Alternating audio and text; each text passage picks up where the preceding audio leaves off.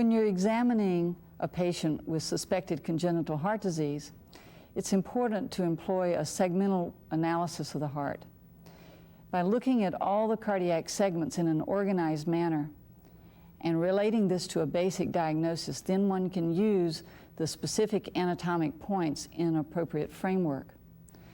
Now, in the young child and infant, the acoustical window is obstructed from the chest wall and the apex, and much information can be obtained, but the most flexible approach is offered by the subxiphoid or the subcostal transducer positions.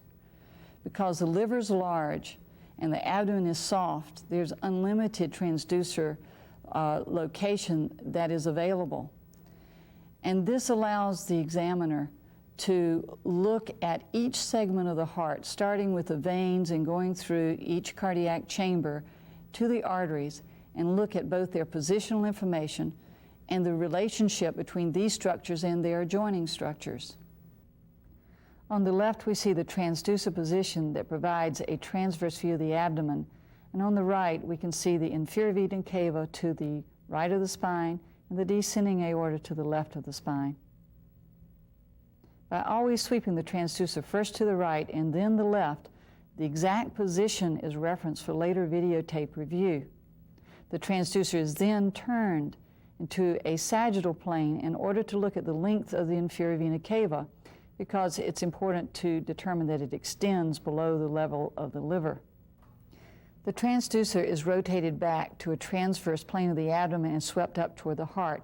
This displays the lower portion of the atria, and here we see the right atrium with a portion of the eustachian valve, the lower portion of the interatrial septum, which represents the inferior limbic band, the lower portion of the left atrium with the right and left lower pulmonary veins, and the posterior mitral annulus. A small corner of the posterior portion of the left ventricle is also seen. Let's review the transducer position on the infant and the cardiac specimen.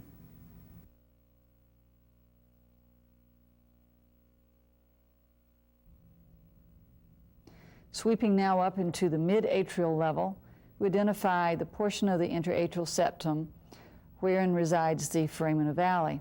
We also now see the right and left upper pulmonary veins, and we see a little bit more of the left ventricular inflow and mitral valve. The right ventricle isn't well seen from this view because it is a more anterior structure.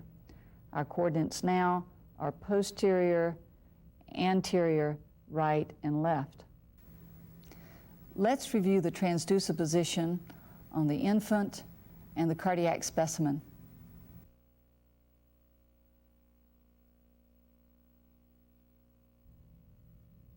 Sweeping higher, we then reach the portion where the right superior vena cava enters the right atrium. We now see more of the inflow portion of the right ventricle and tricuspid valve, but we're in the long axis of left ventricular outflow. We see the left ventricular apex and the aortic valve in the very proximal portion of the aortic root. Some of the right pulmonary artery is also seen crossing horizontally above the aortic valve. Let's review the transducer position on the infant and the cardiac specimen. Sweeping slightly higher, we're able to identify more of the ascending aorta. We also see the proximal left coronary artery from this position. Notice that the transducer position has sunk into the abdomen. This must be accomplished with gentle pressure in order to obtain a coronal picture of the right ventricle.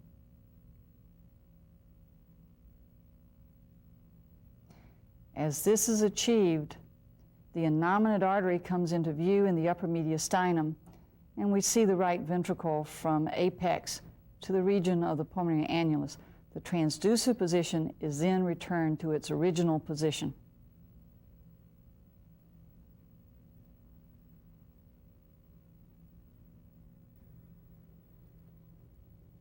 On the left, we see the transducer position in the infant, and on the specimen, which begins our short axis sweeps.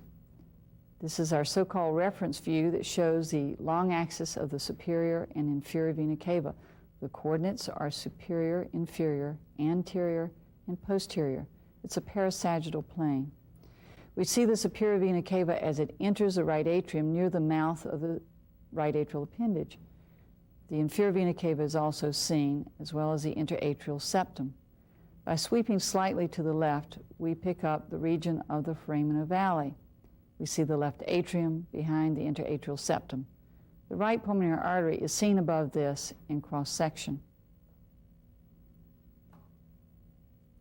Let's review our transducer position on the infant and the specimen.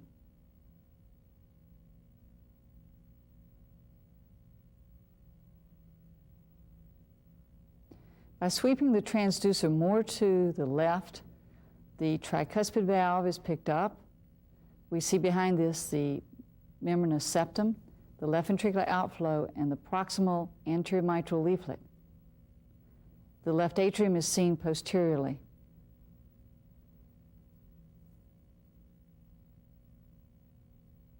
Now let's review our transducer position on the infant and the specimen.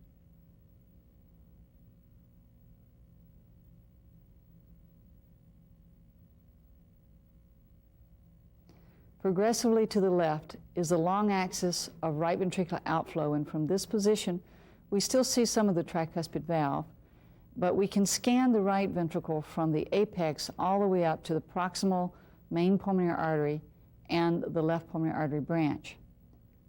The interventricular septum is seen, and here we see the anterior, mid, and posterior muscular interventricular septum. We are in nearly a cross-sectional view of the left ventricle at this point. Let's review the transducer position on the infant and the cardiac specimen.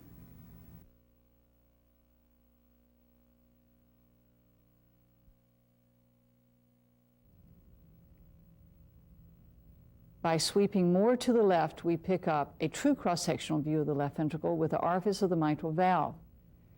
Here we see more of the muscular interventricular septum.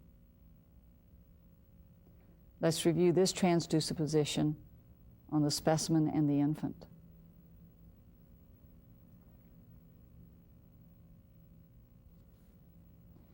We complete the scan by rotating far leftward until we reach the left ventricular apex. This is an important area to look for apical muscular ventricular septal defects. Let's review this transducer position.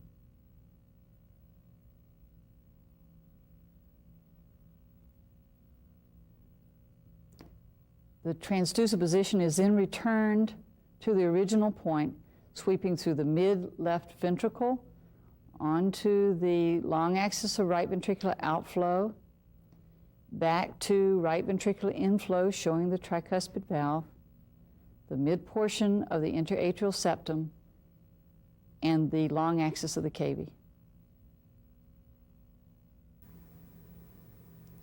We don't use the subxiphoid views as the sole approach in any child. Merely we start with that view because it provides us the basic framework. We then go to all transducer positions in all patients in order to get certain specific anatomic information. Since you're probably more familiar with the apical and parasternal views, I won't go into a long explanation of the transducer positions, but will try to point out the relevant anatomic features that are important to the diagnosis of congenital heart disease. This freeze frame shows an apical four-chamber view with inferior angulation to show the length of the coronary sinus as it lies above the posterior mitral annulus. This view is oriented in the same way as the subxiphoid views for clarity. The coordinates are superior and rather posterior, inferior, right and left. By more anterior angulation, we are in the traditional four-chamber view, which displays the atrioventricular septum with the atrioventricular valves. We also see the right pulmonary vein entering the left atrium. The AV septal, the mid-muscular, and the apical portions of the interventricular septum are seen from this view. By rotating the transducer, we see the long axis of left ventricular outflow.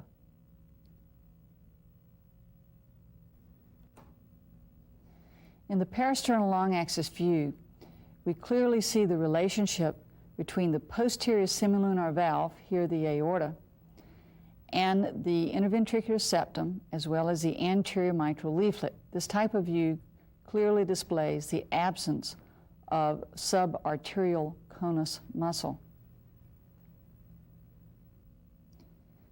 The parasternal short axis view shows the cross-section of the aortic valve with right ventricular outflow tract and pulmonary artery crossing anteriorly. Here we see a bit of the tricuspid valve, and it is in this region that we find perimembranous ventricular septal defects. The interatrial septum is seen in this area with right and left atria. By sweeping inferiorly, we encounter a transverse view of the left ventricle. Here we see the distal mitral leaflets, the mitral orifice, and the mid-muscular interventricular septum. By sweeping more to the apex, we identify the papillary muscles seen here along the posterior or free wall. This is characteristic anatomy of a left ventricle, a morphologic left ventricle. We see the anterior muscular septum, the mid-muscular septum, and the posterior muscular septum. And of course, we will sweep to the left ventricular apex and return the transducer to the original position, thereby looking at all parts of the interventricular septum.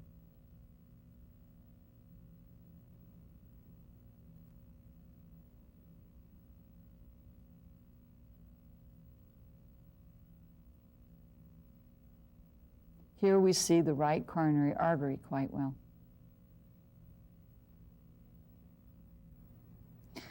By sliding the transducer up to the supraclavicular position, a coronal view of the chest can be obtained, from which we see the long axis of the right pulmonary artery as it courses from east to west. Here our coordinates are superior, inferior, right, and left.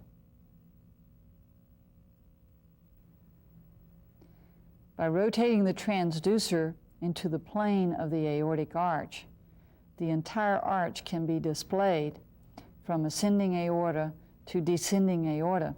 This position of the arch is variable, and therefore this position must be sought. There cannot be any standard location of the transducer that will achieve this. One simply must recognize it as it comes up on the screen. And here we see the brachiocephalic vessels coming off the arch of the aorta. The right pulmonary artery is now seen in cross-section. A few final points. The heart's not always in the same position, so you can't be too rigid about the use of specific views. From the subxiphoid approach, you have a flexible acoustical window, and you can rotate your transducer into any position to get an optimal view of each cardiac structure. Also, if you look at the heart in an anatomically correct position, an unfamiliar object that you might not ordinarily recognize by an echo will look more familiar to you because perhaps you've seen it on an angiogram or cardiac specimen. With this type of organized approach, you can facilitate the diagnosis of even complex congenital heart disease.